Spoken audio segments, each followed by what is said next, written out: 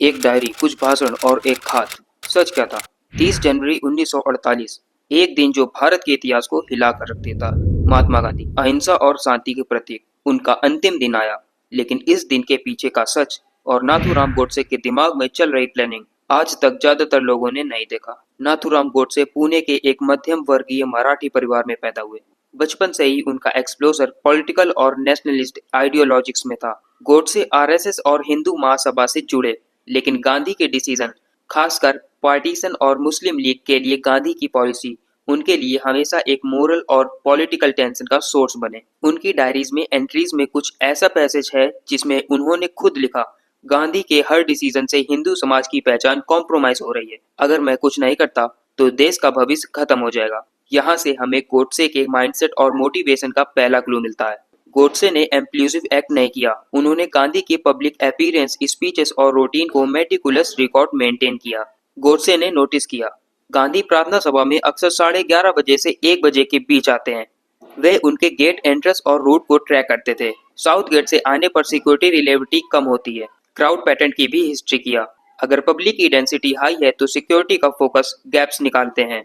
गांधी की daily routine, उनके ideas का पैटर्न और उनके स्पीचेस का वक्त और जगह, सब गोडसे की प्लानिंग के लिए एक मैप क्रिएट कर रहे थे। ज्यादातर सोर्स सिर्फ फाइनल दिन की बात करते हैं, लेकिन गोडसे की डायरीज ये दिखाती है कि प्लानिंग हफ्ते और महीने से चल रही थी। गोडसे ने अपनी प्लानिंग स्टेप वाइज डिवाइड किया। गांधी के प्रेयर ग्राउंड में आने का एग्जैक्ट टाइम नोट किया। सिक्योरिटी पर्सनल और पोजीशन, उनके रोटेशन पैटर्न को रिकॉर्ड किया।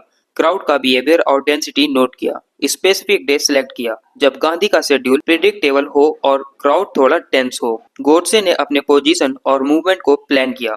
साउथ गेट से एंटर, गांधी के सामने से स्टेप फॉरवर्ड और एग्जिट का एग्जैक्ट रूट प्लान किया। डायरी का एक क्लू, मैं 30 जनवरी का इंतजार कर रहा हूँ। अगर मैं सही टाइम और सही लोकेशन चूज करता हूँ तो एक्ट सक्सेसफुल होगा। हर स्टेप कैलकुलेट है और एस्केप का ऑप्शन भी रेडी है। यहाँ एक यूनिक पॉइंट, गोडसे ने ये नोट किया कि गांधी का फोकस सबसे ज्यादा प्रेयर्स और पब्लिक स्पीचेस में है। उनका अलर्टनेस लो हो जाता है। इस पॉइंट को उन्होंने अपने फेवर में यूज किया। 30 जनवरी, गांधी अपनी रेगुलर प्रेयर मीट के लिए है। गोडसे ने एग्जैक्ट स्पॉट चूज किया जहां क्राउड डेंस और सिक्योरिटी का अटेंशन लिमिटेड था। गोडसे फ्रंट रो पे स्टेप फॉरवर्ड करते हुए गांधी के लेफ्ट साइड में ट्रिगर पुल, हर एंगल पर डिस्टेंस कैलकुलेट करके। ये एक्ट इम्पल्सिव नहीं था, बल्कि प्री कैलकुलेटेड प्लान और डॉक्यूमेंटेड था, जैसे एक मिलिट्री ऑपरेशन।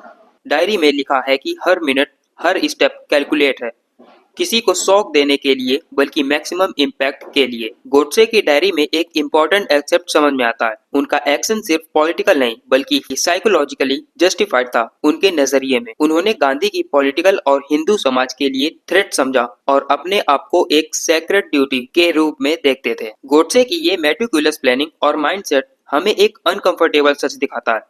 गांधी की हत्या इम्पल्सिव एक्ट नहीं थी, बल्कि कैलकुलेटेड, डॉक्यूमेंटेड और प्रीमेडिटेटेड। गांधी के अंतिम पल के पीछे ये हिडन प्लानिंग शायद ही किसी ने आज तक पूरी सुनी हो। ये सिर्फ एक हिस्टोरिकल घटना नहीं, बल्कि एक लेसन है। कभी कभी इतिहास की बड़ी घटनाएं सिर्फ इमोशन या हर्टेड से नहीं, बल्कि दिमाग की प्लानिंग से भी होती हैं।